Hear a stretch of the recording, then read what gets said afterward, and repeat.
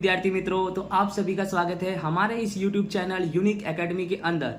तो विद्यार्थी मित्रों, आज हम गाला असाइनमेंट विषय नामा का मूल तत्व कक्षा 12 पेपर नंबर 6 का विभाग नंबर सी सॉल्व करने जा रहे हैं। और आपको अच्छे से पता है कि ये विभाग सी बहुत ही इंपॉर्टेंट है और आप इसमें आउट मार्क्स ला सकते हो, अच्छे से ला सकते हो। ठीक है, तो चलो हम सवाल की स्टार्ट करते हैं। क्वेश्चन नंबर 31 क्या है? कला, लता और तनु एक साझेदारी पेड़ी के साझेदार है और उनके पूंजी का प्रमाण कितना दिया है? 3, 2, 1 दिया है। और लता को कमीशन देने के बाद बढ़ते शुद्ध लाभ पर 10% कमीशन देना है। तो याद रखना, बढ़ते शुद्ध लाभ पर 10% कमीशन देना है। इसके नीचे अंडरलाइन कर दो, बढ़ते शुद्ध लाभ पर कितना परसेंट कमीशन देना है? 10%। और यदि वर्ष के अंत में पेढ़ी का लाभ 1,65,000 है तो लता को कुल कितनी रकम प्राप्त होगी? याद रखना, ये आपकी किताब में अमृता दिव्या का सवाल है, क्वेश्चन नंबर 2 चैप्टर नंबर 1 का। सेम टू सेम वैसा है। तो हम इस सवाल को स्टेप बाय फॉलो करेंगे और उसको सॉल्व करेंगे। ठीक है, तो इस सवाल को हम स्टेप बाय स्टेप सॉल्व करेंगे। फिर से देखो कि कला, लता और तनु एक साझेदारी पेड़ी के साझेदार है। ठीक है, और बढ़ते शुद्ध लाभ पर 10% का कमीशन देना है। और यदि वर्ष के अंत में पेड़ी का लाभ 1,65,000 है तो लता को कुल कितनी रकम मिलेगी जानेंगे। ठीक है बच्चों, तो इसको स्टेप बाय स्टेप फॉलो करेंगे। फर्स्ट नंबर हमारा स्टेप क्या है? कमीशन। सबसे पहले हम इस सवाल में क्या ज्ञात करेंगे? कमीशन। तो कमीशन का सूत्र क्या होता है बेटा? शुद्ध लाभ गुणे कमीशन प्रतिशत बटे में 100 प्लस कमीशन प्रतिशत। ये सूत्र होता है कमीशन का। तो बेटा आपका जो लाभ है वो कितना है? 1,65,000। तो यहां लिख दो 1,65,000 गुणे में कमीशन कितना परसेंट है बेटा? 10%। और बटे में बेटा 100 प्लस कमीशन परसेंट। तो 100 प्लस कमीशन परसेंट कितना है? 10। तो 100 प्लस 10 110 हो जाएगा। तो 1,65,000 गुणे में 10 बटे में 100 प्लस 10 110। अगर इसका कैलकुलेशन करते हो तो तुम्हारा कमीशन 15,000 रुपए आएगा। बोलो कितना आएगा? 15,000 रुपए। स्टेप नंबर 2 हमारा क्या है? स्टेप नंबर 2 हम निकालेंगे वितरण पात्र लाभ। और वितरण पात्र लाभ का सूत्र होता है शुद्ध लाभ माइनस कमीशन। तो हमारा शुद्ध लाभ कितना है बच्चों? 1,65,000 और कमीशन कितना निकला हमारा? 15,000। तो 1,65,000 में से 15,000 घटाएंगे तो 1,50,000 हमारा निकला वितरण पात्र लाभ। Step number 2। Next step number 3 में हम क्या ज्ञात करेंगे? साझेदार को प्राप्त रकम। तो बेटा साझेदार को प्राप्त रकम कैसे निकालेंगे?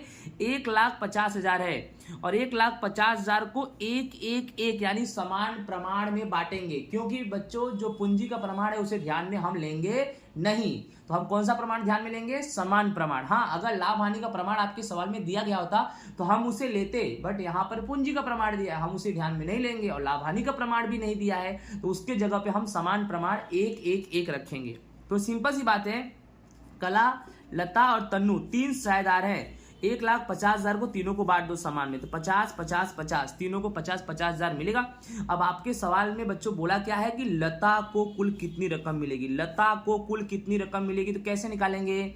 तो लता को कुल प्राप्त रकम कैसे निकालेंगे? कमीशन में लता का रकम जोड़ देंगे। तो कमीशन कितना है? 15,000। ठीक है, और लता का रकम कितना है? 50,000। तो 50 और 15 तुम्हारा 65,000 हो जाएगा। तो ये हमारा पहले क्वेश्चन का आंसर था। आई होप आपको समझ में आया होगा। ओके,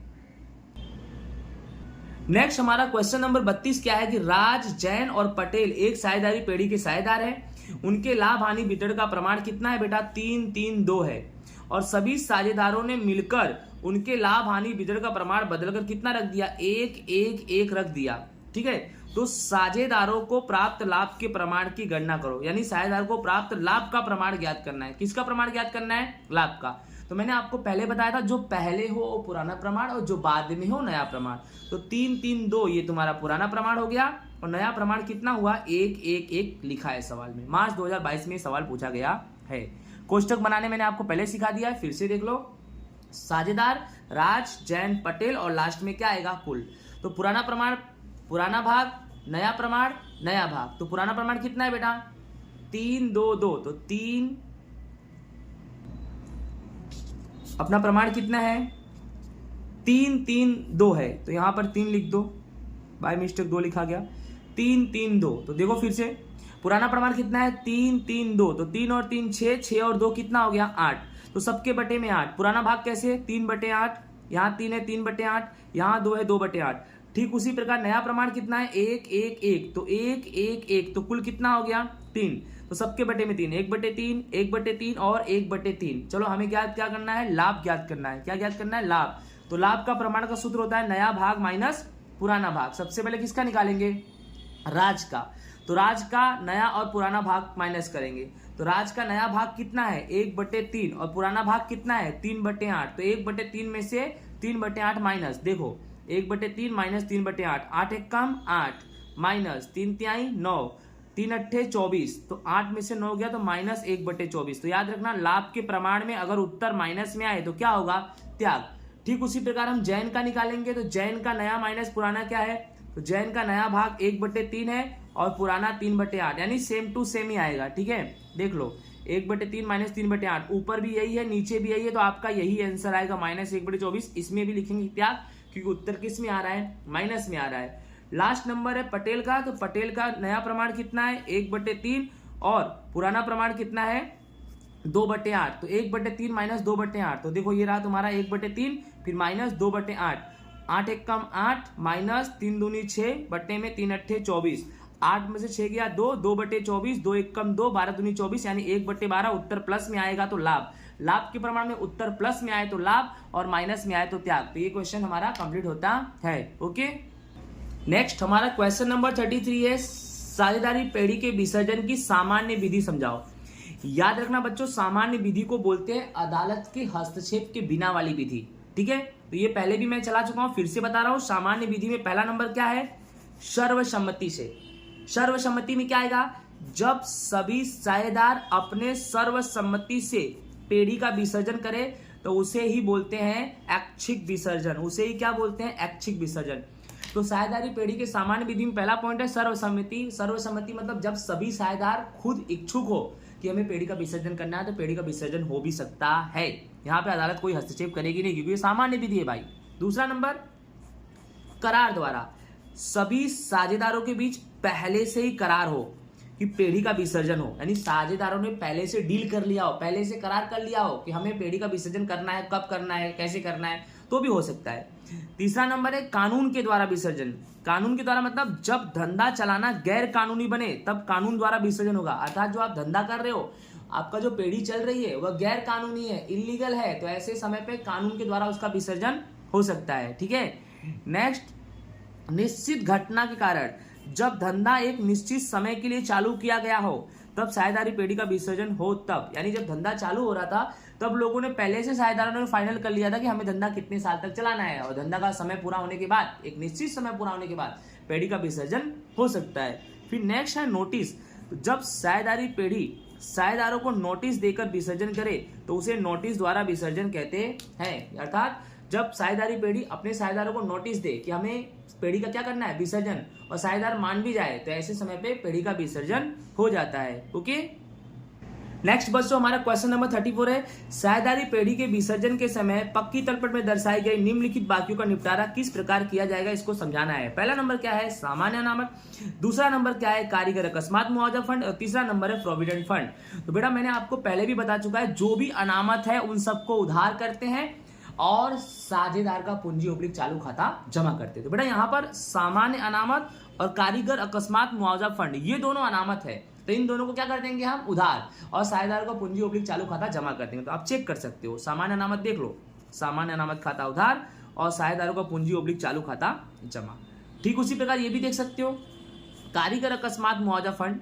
तो कारीगर अकस्मात मुआवजा फंड खाता उधार और साझेदारों का पूंजी ओब्लिक चालू खाता जमा।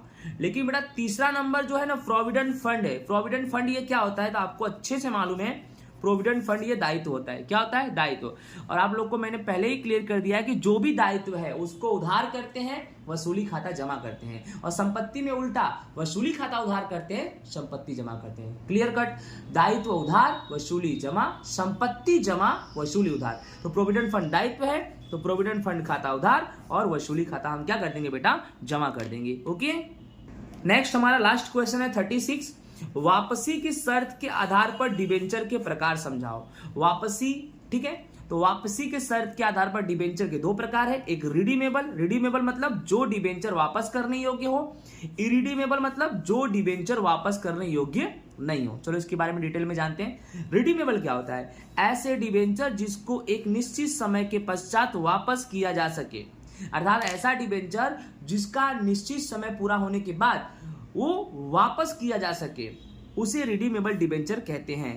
यह रकम एक साथ या किस्तों में वापस की जाती है। ये भी याद रखना, रिडीमेबल डिबेंचर जो वापस किया जाता है एक साथ भी किया जा सकता है या तो किस्तों में भी किया जा सकता है, हफ्ता में भी किया जा सकता है। ठीक है, नेक्स्ट दूसरा नंबर है इरिडीमेबल डिबेंचर। तो ऐसे डिबेंचर को कंपनी अपने जीवन काल में वापस नहीं करती, अर्थात जब तक कंपनी चलती है, जब तक धंधा चालू रहता है, तब तक ऐसे डिबेंचर वापस नहीं किए जाते। ऐसे डिबेंचर कब वापस किए जाएंगे बच्चों? तो ऐसे डिबेंचर तभी वापस किए जाएंगे जब कंपनी का विसर्जन हो, अर्थात जब कंपनी ही बंद हो जाए। दैट्स ऑल, समझ में आया? जब तक कंपनी चलेगा तब तक ऐसे डिबेंचर को वापस नहीं किया जा सकता। कब होगा? तो याद रखना, जब कंपनी का ही विसर्जन हो तब। तो ये हमारा था वापसी की दृष्टि से, वापसी के सर्च के अनुसार डिबेंचर के प्रकार। तो आई होप आपको मेरा वीडियो समझ में आया होगा। राधे राधे।